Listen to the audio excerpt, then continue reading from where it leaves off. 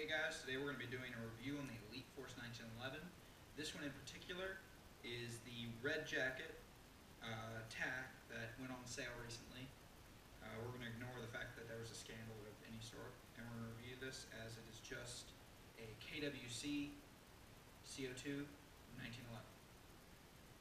When most airsoft companies say full metal, KWC means it with this 1911.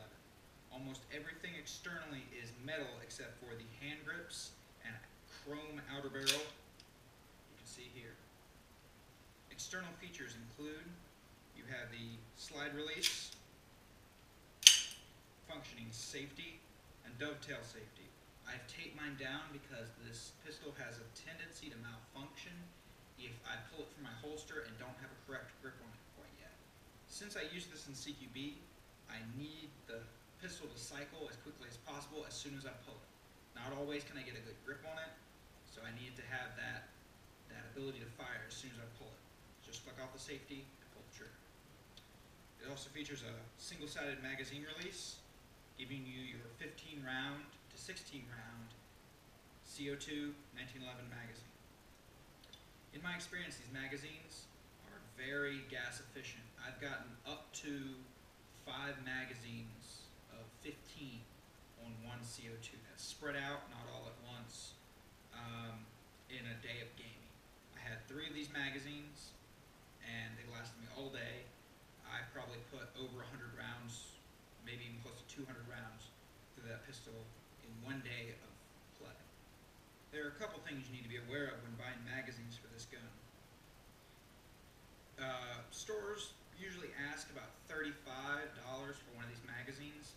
I personally bought one for 10 on eBay and another for about 15 on a Facebook forum. So be aware of that. Through stores, these magazines are very expensive, but people are starting to sell these guns broken, and otherwise they just got bored with them. So you can probably pick up a couple magazines for cheap, but I didn't pay that much for these. There's also been released a 27 round magazine which extends about 2 inches farther down. Good idea if you're CQB and you're looking for a little bit more mag capacity. This is definitely a field gun. It shoots CQB limits at about 340 to 350, but it definitely has a smaller magazine, so be aware of that. Now, closer features of the magazine. The magazine is constructed of 90% metal, consisting of a metal body, a metal foot, the metal plug for the CO2. It also comes with plastic feeding lips and a rubber gas router. Now, to load this magazine, it actually comes, I don't know if KWC intended this, you can lock the feeder down right there. It actually pops outward towards you when you pull down. At a certain point, it gets wider. Now, to speed load this, I would not advise pushing the BBs through the top. You'll just break your feed lips.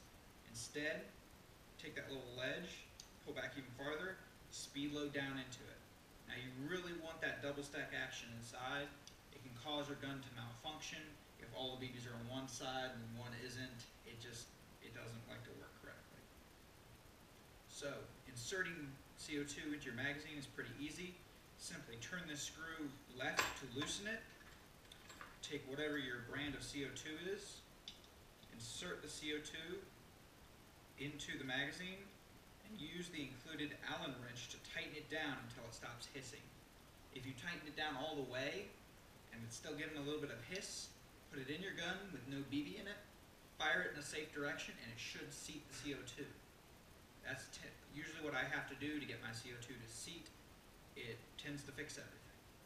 Now we're going to go over disassembling and internal parts of this gun, show you what's metal and what's not. So, if you're not aware, or if you're not experienced with 1911s, the way you do it is eject the magazine, make sure the mag well is clear. You want to lock it back, and then slightly let it come forward. There will be a small semicircle that you want to line it up with. You simply push the pin on the other side, and the pin will be removed from the gun. This will allow the slide to come completely off. Now, looking inside the gun, everything on the lower seems to be made of good quality metal. There are a few wear marks, but that is to be expected with how many rounds I've put through this pistol. Now going on to the upper, we're going to remove our our spring and spring guide. They are consisted of metal with a small rubber gasket to help absorb shock. The gun has a somewhat tougher than a standard WE recoil spring, but that's also doubled with the spring that is around the outer barrel. Now, something when I got the gun, the spring was installed backwards. If you can see, there are tighter coils toward the rear. Make sure they stay towards the rear. When I received the gun, it was installed opposite and did not want to feed correctly. So if your gun is not feeding the way you desire it to, make sure to flip the spring, and it may fix all your problems. The only thing holding that spring onto the barrel is this barrel bushing right here. You simply twist it to the side and it'll pop right out. Now, removing your outer barrel, this is a chromed, what seems to be maybe pot metal outer barrel. It scratches very easily, but it looks a lot nicer than the flat black one that comes in the standard Elite Force 1911. Also, on this bottom half, you can see the hop-up and the hop-up wheel. This can be easily adjusted, forward for more hop, backwards for less. I have it set pretty high because I use 2.5 BBs indoors. Give it that nice range, make sure the wind and other elements don't affect the accuracy. Then, looking into the slide, you can see the plastic air nozzle and Gauss router, but the rest of the magazine is made of a good quality metal. The only complaint I have is those big trademarks on the side. Also, on the other side, it has a big block of warning text. So I will eventually paint this slide and make it look good. Also, another feature, nice white dot sights. Allow you to acquire your target and see very well what you're aiming at. Then, to reassemble, simply take your outer barrel and hop up, slide it back in your gun, slide outer barrel spring back on, along with your barrel bushing. Then put your recoil spring guide rod, or what should be a guide rod. Then insert your spring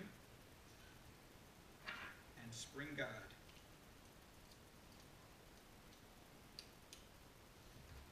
Then make sure the trigger is pulled and the hammer is reset. It doesn't like to slide back on with the hammer cocked in the full back position.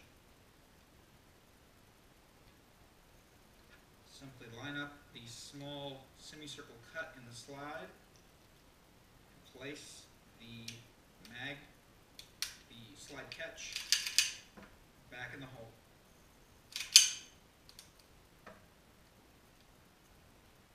Now, complaints I have against the gun. They are very few, but they still exist. When I first got the gun and the hammer was dropped, there's nothing in the magazine well, and it was just sitting like it should be, you couldn't actually flip up the safety. I don't know if that's just this version or just this model, but I had to work it in to the point where I can currently flip up the safety like that. I think that should be a stock thing. I don't think you should have to like fight your pistol to do that. Another thing, I really like half cock function. This one does not include half cock. It simply has full cock and then the full drop. It does not have any middle area you can really use. Lastly, no power stroking. Any of you that shoot real firearms or know anything about gas blowbacks know that when the magazine is empty, your slide will lock back. Then you will eject your magazine, insert another, grab the slide, and pull. In most gas guns and real guns, this will trip the magazine catch, or the slide catch, allowing the slide to slam home. This gun does not allow this because the slide cannot go back far enough to trip the catch. Now if you notice, I will pull on it and you'll see it does not knock it out of the way completely. It does partially, but not completely. So, magazine catch. The only reason I have a problem with this is because I am a lefty. So this sits in my left hand and I have to find it with my pointer finger and get it off the trigger. This makes me lose time and I could be hitting that valuable time. So, slight minus for me. Finally, overall, on realism and quality, I'd give this pistol a 9 out of 10. A few little fiddly bits that kind of irk me, but overall this gun functions amazingly. Give it a decent lube with some silicone oil and keep it clean, and this gun will run great and make you proud. Very accurate, hit targets at far distances. Take care of it, get it if you enjoy it. I do enjoy mine.